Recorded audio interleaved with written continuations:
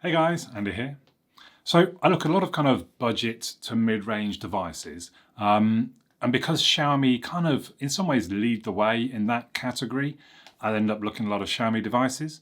And today I am taking a look at the Poco F3. I've been using it for a good week or so, so I thought it was time to tell you my thoughts about it. But I'll start off by saying the F series, the F range, I don't know what you want to call that, is kind of Xiaomi or Poco's sort of top end mid-range device, if that makes sense. So the F1 had so much buzz and talk because it was kind of high-end hardware in a budget device. And the F3 is pretty much that. So it's got the Snapdragon 875G. So it's not got the 888, which is the top end Snapdragon, but it's still an 8 series Snapdragon. It's still a higher end chipset. So let's take a look at how good the device really is.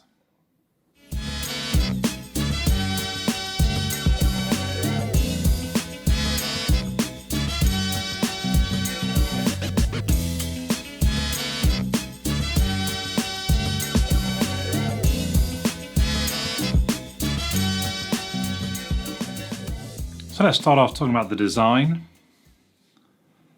I think Xiaomi are doing a good job these days with the design. I quite like the sort of pearlescent white back.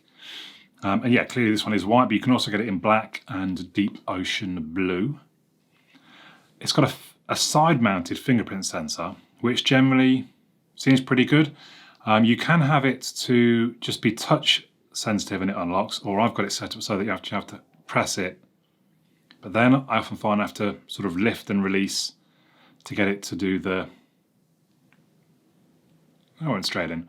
And actually quite often it would just unlock itself when I wasn't really expecting. I was just kind of gripping the phone, which in some ways isn't a bad thing. Usually you then want to use the phone, but it was quite sensitive, I suppose I'm saying, and actually pretty quick and I would say very reliable. Didn't really have any issues in that respect. It does come with a screen protector already applied. I don't know if you can particularly see. They're usually they're not very good. Like I've got a couple of marks on this one. But I mean, you know, that's what a screen protector is for. It also comes with a sort of cheap TPU case, which I have been using on the device, and it's fine. In fact, I did drop it in the gym yesterday from quite a height, and it landed on the case, and everything was okay. It's got a reasonable sized camera bump. Obviously, we're going to talk about the cameras later on. It's kind of, they've done it on a couple of the devices now. It's almost like a double lip. So it's got a small lip around the outside and the actual camera bump in there. But again, actually, I think it looks quite nice. It is a reasonable size, and I did find when I was typing on a desk, it is a bit annoying because it does rock all about the place with this camera bump over on the one side. But generally, I would say quite a nice design. It does have Type-C at the bottom, and it's got stereo speakers. You can see top and the bottom. It's got a dual SIM tray at the bottom there as well. So the actual hardware I've kind of mentioned already, but it is the Snapdragon 875G, which is a 7nm chipset. It's got an octa-core CPU. It's got an Adreno 650, which actually is the same as the F2 Pro, which seems a little weird. I don't know if Adreno have done a newer chip. This one is 128 gig of storage with 6 gig of RAM, but you can get 256 gig of storage with 8 gig of RAM. It has UFS 3.1 file system as well, which just means it reads and writes a bit quicker. So all of that meant that it Geekbenched around 3,265, which is up there with the better devices that I've done. Although I do realise I haven't really done many sort of proper top-end devices in a little while. But that's a good score though, and it's nice and smooth in operation. There were no issues for me. It does have stereo speakers. Came out that at Jags Minicamp, the Jags used Travis Etienne exclusively, Greg, as So generally, I thought quite loud, and it sounds okay. Plenty good enough for me for listening to podcasts or to make phone calls. I did notice playing over Bluetooth in my car, it seemed distorted at times. I don't know if that was the device or if I've developed a fault in my speakers in the car. I won't in some ways know, I suppose, until I go back to connecting a different device back to it. And I think I heard it a couple of times with Bluetooth earphones. So I'm a little concerned by that, but I'm not sure. It'd be interesting if you have this device, let me know if you have any Bluetooth issues in that way. It does have NFC, so you can use Google Pay. I've used Google Pay just fine. No problems at all there. The screen, I think generally is quite a nice screen. So it's 1080 by 2400, so that's a 20:9 ratio with about 395 pixels per inch. It's 6.67 inches with a roughly 85.9 screen to body ratio because those bezels generally quite small, and you can see the camera, just the pinhole camera at the top. And it does generally look nice. I think the colours are quite strong, it's quite clear. It scored, what did it score? 648 lumens in my screen brightness test, and I generally found I didn't have any issues. We did have a bit of sunlight at one point about a week ago, and I didn't really have any problems seeing the screen.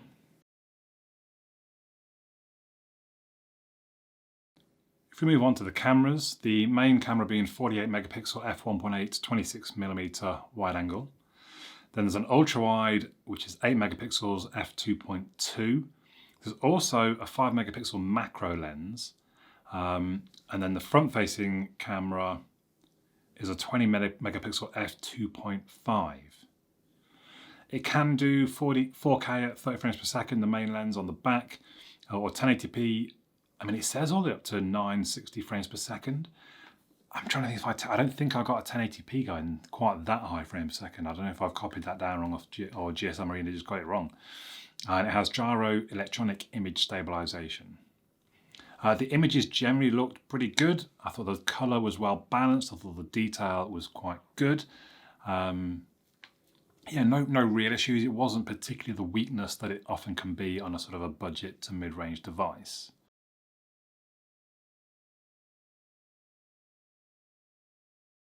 If we have a look at a couple of the ultra wide angle, I thought they looked okay, but there's a definite fisheye look to them, which I don't think I've seen on an ultra wide angle lens on a phone before. I think it does rather spoil them. I don't know how noticeable it is if you I don't know. Yeah, I wasn't pleased with that. The front facing camera I thought also was pretty good. Generally, again, good detail, strong colors. The portrait mode didn't really work so well, but then to be fair, I tried that. I was wearing my helmet at the time, and maybe that confuses it. Low light images were okay. I did try night mode. It made a small difference, but it doesn't really, it's almost not worth it. It's not like the Pixel device's night mode. Video generally looked pretty good. You sometimes have issues when you pan and it becomes a bit jittery because it's trying to balance between image stabilization and you panning, but I thought generally it was quite smooth. Low light video, I was reasonably impressed. It didn't seem to be any frame rate drop, which you often get sometimes when it's trying to deal with not much light coming onto the sensor. And the front facing video generally seemed quite good. I did a little clip demoing the microphone as well. Just a bit of sample video to check the microphone really, well, and the front facing camera I guess, for those that might want to use it for vlogging. Out in the countryside, having a nice ride, having a quick snack. So if we take a look at the software, it's running MIUI 12, which is based off Android 11. Obviously Android 12 is literally just hit beta, so I wouldn't be expecting that for any time too soon. But MIUI these days it's actually really nice. If you haven't used it, if you're still basing things off how Xiaomi software looked sort of a year or two back, you really should try their newer versions, because generally MIUI is quite nice. Any pre-installed software, so I even left some here so I can show you. So pre-installed bloat, as they might call it, can all be uninstalled without any problem, so that's good. I do like, it's very easy to theme, so you do get the themes app on the device. You can quite easily switch around through. So I installed an AOSP sort of based theme, and I really like these super wallpapers. So you can see obviously we have the globe, we hit the power and zoom in a little bit, and then you unlock and we zoom all the way in, and obviously you can change, there's a few different locations that it zooms into, and they move slightly as you scroll back and forth. So yeah, the software actually, MIUI 12, I like it. It's not an issue anymore. It used to be. We move on to the battery. So it's got a LiPo, it's non-removable obviously, 4,520 milliamp hour battery, fast charging 33 watts. They say it will do 100% in 52 minutes. I like that it's got power delivery 3.0 and quick charge 3 plus compatible. But it's weird, it's not, well, I had put in my notes, not as impressed as I'd hoped to be. If I show you the AccuBattery stats, so it's actually going to get about 7.5 hours screen on time and combined use of 35.5 hours, which is good, don't get me wrong. I just thought with some of the Xiaomi devices recently have scored much better than that. I thought maybe it would just do better. But I then did my battery test and it scored 96%, which is the third best any device has ever scored. I mean, there's like a 37-minute video that I play and then there's 23 minutes of just reloading Twitter, basically, on a set screen brightness. And it came out of the 37-minute video still on 100%. It's quite weird, but then it did drop reasonably quick as it moved into the reloading the web page of Twitter. But yeah, I mean, battery, so I'm a little bit torn. I thought I was a little disappointed, and then it scored really well on my test. So maybe I've just been a bit unfair in that respect. So conclusions of the device, I do like it. I think for £300, it is a great buy. If you need that sort of extra bit of power that you can get over most budget mid-range devices, the Poco F3 is certainly a phone that you need to consider. It doesn't really have any weaknesses. This is the thing that's changed in the last year or two. So you wind back, I think the Poco F1, if I remember correctly, well, I have a terrible memory, but I think the camera wasn't very good. And that was normally the case on budget devices. The camera or the screen, one of those two wouldn't be very good. And these days, Xiaomi, they nail both of those. In fact, a lot of I think just screens and cameras or lenses have just come down in price, I guess. Or maybe just the software that deals with them has got better and better and better. And actually now they're not an issue. So yeah, it doesn't really have a weakness. For £300, I think it's a great device. To me, the only thing that puts me off is the size. I'm now so used to my Pixel 5, the smaller form factor, that I don't like using a device that's that big and bulky. If Xiaomi did a device that was Pixel 5 sized and it was this kind of specs and this kind of performance, it'd probably be a little bit cheaper than this because it's a smaller device. But if like £250, I think I'd probably be all over that. I mean, it'd definitely be a device I would recommend to people. Well, again, it's all about what size you prefer. And yeah, in some ways, I just feel like all these Xiaomi devices are all very similar. So this, I just reviewed the Redmi Note 10 Pro Max or whatever it was, and they just feel like much the same device. I mean, the F3 does have more raw power, but they generally seem the same sort of device. There's nothing really stand out from these Xiaomi devices. So it is a good device. If you've got £300, you're going to struggle to find something better than the Poco F3. And I guess I'm not super excited because it's a lot like just other devices that I've tested, but that doesn't mean it's a bad device.